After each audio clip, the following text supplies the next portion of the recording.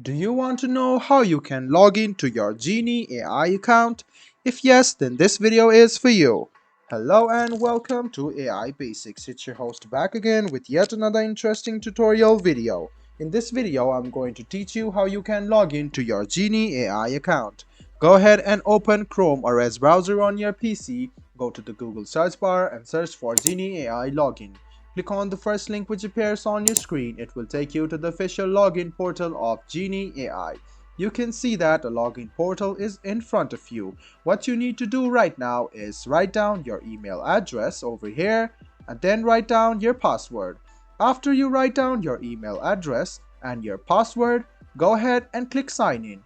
This way you can sign in to your Genie AI account. You can hide or unhide your password anytime by clicking on this eye icon.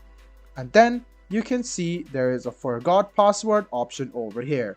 Go ahead and click forgot password and then you can recover your password of Genie AI once again. If you don't have a Genie AI account, go ahead and click sign up and you can create an account today.